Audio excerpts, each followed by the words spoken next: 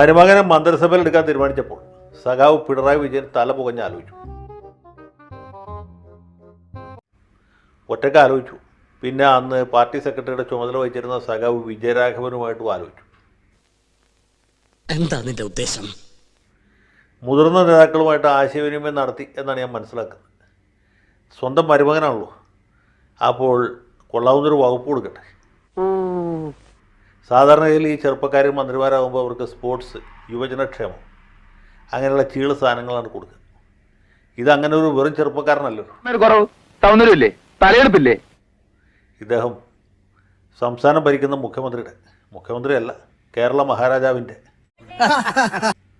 ആ ഒരു മകളുടെ ഭർത്താവാണ്. അപ്പോൾ അതിനൊത്ത ഒരു വകുപ്പ് കൊടുക്കും. അങ്ങനെ ആക്കവും തൂക്കവും നോക്കി വന്നപ്പോൾ കിട്ടിയത് മരാമത്ത് വകുപ്പാണ്. ആരും പറഞ്ഞിട്ട് കാര്യമില്ല, എന്റെ തലവിജയെന്ന് പറഞ്ഞാൽ മതിയല്ലോ. നല്ല വകുപ്പാണ്. 10 പുത്തനുണ്ടാക്കണം എന്ന് വെച്ചാൽ അതിനും സൗകര്യമുള്ള വകുപ്പാണ്. അങ്ങനെയാണല്ലോ അല്ലേ? ധാരാളം നിർമ്മാണ പ്രവർത്തനങ്ങൾ നടക്കുന്ന ഒരു സംഗതിയാണ്. വെറുതെ ഇരുന്നാൽ മതി, കൈ നനയാതെ മീൻ പിടിക്കാൻ ഏറ്റവും നല്ല സ്ഥലമാണ്. എന്തോ കുത്തി പറയുന്ന പോലെ എനിക്ക് ഫീൽ ചെയ്യുന്നുണ്ട് കേട്ടോ. കുത്തിയില്ലല്ലോ, കുത്താൻ പോണല്ലേ ഉള്ളൂ. അപ്പോൾ അതുകൊണ്ട് മരാമത്ത് വകുപ്പ് കൊടുക്കാൻ തീരുമാനിച്ചു. മരാമത്ത് മാത്രം പോരല്ലോ, ഈ ഐസ്ക്രീമിൻ്റെ പുറത്ത് ചെറി വെക്കുന്ന പോലെ ഒരു അഡീഷണൽ ആയിട്ടൊരു വകുപ്പ് കൂടി കൊടുക്കണം. എനിക്ക് എൻ്റെതായ മേഖല ക്രിയേറ്റ് ചെയ്ത് ഒരു കിങ്ഡം ഉണ്ടാക്കണം. ഗ്ലാമറുള്ള വകുപ്പായിരിക്കും. മരാമത്ത് മന്ത്രി എന്ന് വെച്ചാൽ ഇബ്രാഹിം കുഞ്ഞ് അല്ലെങ്കിൽ ജി സുധാകരൻ അങ്ങനെയുള്ള പേരുകളാണ് നമ്മുടെ മനസ്സിലേക്ക് വരിക. അതുപോരാ, എല്ലാം നോക്കുന്നത് ഇവനാ, ഭയങ്കര ആത്മാർത്ഥതയാ. അതുപോരാ, വെറും ആ 10 വകുപ്പല്ല വേണ്ട. ഒരു ഗ്ലാമറുള്ള വകുപ്പ്, കൊള്ളാവുന്ന വകുപ്പ് എന്ന് പറഞ്ഞാൽ ടൂറിസം വകുപ്പാണ്. ആ ടൂറിസത്തിൽ ഇപ്പോൾ ധാരാളം ഇൻവെസ്റ്റ്മെൻറ്റ് നടക്കുന്ന സമയമാണ്. അതിൻ്റെ വികസനം, ഇതിൻ്റെ വികസനം, അടിസ്ഥാന സൗകര്യ വികസനം എന്നൊക്കെ പറഞ്ഞിട്ട് പണം ധാരാളം പൊലിക്കുന്ന ഒരു വകുപ്പാണ്. ഈ പറഞ്ഞതിന് വേറൊരർത്ഥം ഇല്ലേ? ഏയ്, അങ്ങനെ പ്രത്യേകിച്ച് അർത്ഥമൊന്നുമില്ല. അത് മാത്രമല്ല, വിദേശ യാത്രയ്ക്ക് നല്ല സ്കോപ്പുണ്ട്. മരാമത്ത് മന്ത്രിയായി കഴിഞ്ഞാൽ വിദേശത്ത് പോകാൻ പറ്റില്ല. ഇതാകുമ്പോൾ ഓരോ ദിവസവും കോട്ടും സൂട്ടൊക്കെ വലിച്ചു കയറ്റി പാരീസിലേക്ക് പോവാം, ആംസ്റ്റർഡാമിലേക്ക് പോവാം, വിയന്നയിലേക്ക് പോവാം, പിന്നെ സെൻറ്റ് പീറ്റേഴ്സ്ബർഗിലേക്ക് പോവാം, കാൻബറയിലേക്ക് പോവാം, എവിടേക്ക് വേണമെങ്കിൽ പോവാം. കേന്ദ്ര ഗവൺമെൻറ്റിൻ്റെ ഭാഗത്തും വലിയ വിലക്കൊന്നും ഉണ്ടാവില്ല. കാരണം ടൂറിസം ശക്തിപ്പെടുത്താൻ വേണ്ടിയാണല്ലോ. അങ്ങനെ ടൂറിസം പ്രൊമോഷൻ്റെ ഭാഗമായിട്ട് വിവിധ വിദേശ രാജ്യങ്ങളിൽ പോകാനും സെൽഫി എടുക്കാനും ഒക്കെ അവസരം കിട്ടുന്ന ഒരു സംവിധാനമാണ്. അതുകൊണ്ട് മരുമകന് കൊടുത്ത രണ്ടാമത്തെ പ്രധാന വകുപ്പ് എന്ന് പറയുന്നത് ടൂറിസമാണ്. പിന്നെ ചില ലൊട്ടിലൊടുക്ക് സാധനങ്ങളെ കൊടുത്തിട്ടുണ്ട്, അതൊന്നും ഇവിടെ ചർച്ചാ വിഷയമല്ല.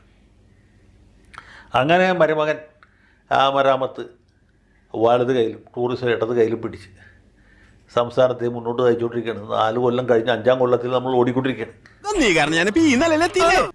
അങ്ങനെ ഇരിക്കുമ്പോഴാണ് ഇതാ വരുന്നു ഒരു ടാങ്ക്.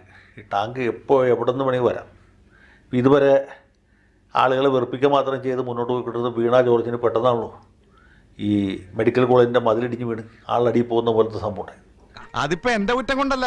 അതുപോലെ തന്നെയാണ് ഇപ്പോൾ റിയാസിനും സംഭവിച്ചിട്ടുള്ളത്.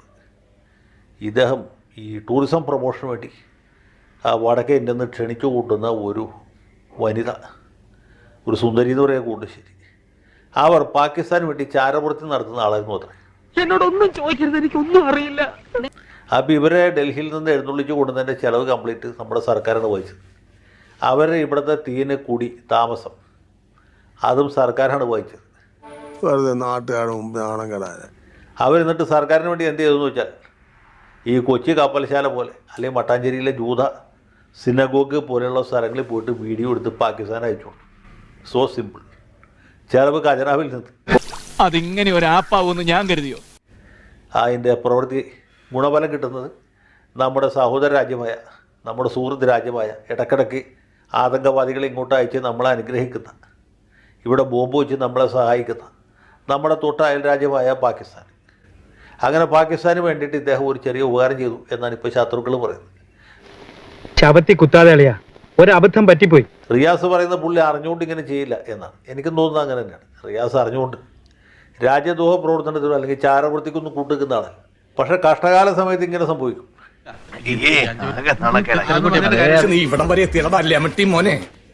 ഈ ചാകാനിടുന്ന ചെത്തുകാരൻ വീഴാൻ നിന്ന തെങ്ങുമ്പോൾ പോയി കയറി എന്ന് പറയും.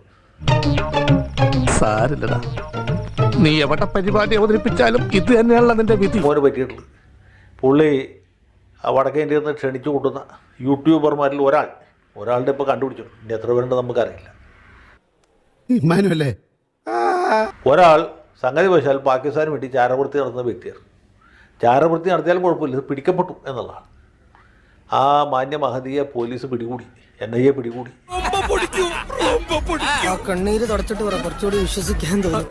അവരെ ചോദ്യം ചെയ്യാൻ ചുരുന്നപ്പോഴാണ് ഇവിടെ ചില പുങ്കവന്മാർ വിവരാവകാശ നിയമം കൊടുത്ത് ഈ ജ്യോതി മൽഹോത്രയുടെ സകല ജലവും വഹിച്ചത് കേരള ഗവൺമെൻറ്റാണ്, നമ്മുടെ മഹത്തായ ടൂറിസം വകുപ്പാണ് എന്ന കാര്യം കണ്ടുപിടിച്ച് പൊക്കിക്കൊണ്ടുവന്നിട്ടുള്ളത്.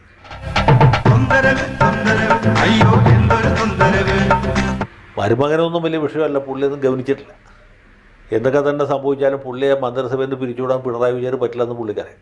കാരണം മകളുടെ ഭർത്താവാണ്. വേറെ ഏതെങ്കിലും ഡാക്കിടൂക്ക് സഖാവാണെങ്കിൽ പിരിച്ചുവിടാം, പണ്ട് സജി ചെറിയാനെ പറഞ്ഞു വിട്ട പോലെ, അല്ലെങ്കിൽ മുമ്പ് EP ജയരാജനെ വിട്ട പോലെ നീ ഒരുത്തരാണ് വിശ്വകരെ കുഴപ്പമുണ്ടാക്കുന്നത്. വിടാം. പക്ഷേ ഇത് വെറും പാർട്ടി സഖാവല്ലല്ലോ, വെറും സഖാവ് റിയാസല്ല, മകൾ വീണയുടെ ഭർത്താവാണ്. അത് രണ്ടാം കെട്ടാണ്. ഇനിയിപ്പോൾ പറഞ്ഞു വിട്ടാൽ മൂന്നാമതൊരു കെട്ട് കെട്ടാൻ ചിലപ്പോൾ ആളെ കിട്ടിയെന്ന് വരില്ല. എവിടുന്നെങ്കിലും ഒരു വാടക കൊലയാളെ കിട്ടുമോ മാഷെ? അവനെ തട്ടിക്കളയേ നിവർത്തിയുള്ളൂ. അതുകൊണ്ട് തൊണ്ടയിൽ പുഴുത്താൽ വിഴുങ്ങല്ലാതെ മാർഗമില്ല എന്ന് പറഞ്ഞ പോലെ മരുമകൻ മന്ത്രി കസേരയിൽ അള്ളി പിടിച്ചിരിക്കുകയാണ്. ചാരവൃത്തിയല്ല, എന്ത് വൃത്തിയായാലും പുള്ളിക്ക് കുഴപ്പമില്ല. അതൊക്കെ ഒരു വൃത്തിയാണ്, ഒരു വെടി. മതി ഇപ്പൊ തന്നെ ആകെ നാറി. ഒരു കാര്യം പറയാം, ഇനി അധികം പരസ്യപ്പെടുത്തണ്ട കേട്ടോ. വെടിപ്പാണ്, ആ ഒരു മൊഞ്ചാണ്, സീനത്താണ് എന്നാണ് പുള്ളിയുടെ വിചാരം. ഏതായാലും കാര്യങ്ങളൊക്കെ നടക്കട്ടെ. ആ ചാരവൃത്തിയാണെങ്കിലും ടൂറിസം ആണെങ്കിലും ജില്ലായിട്ട് നടക്കട്ടെ. ജയ് ഹിന്ദ്. ഇവൻ നിനക്കൊരു പരാജയമാണ് എന്നും. ലോക പരാജയം. ഞാൻ പോകുന്നു.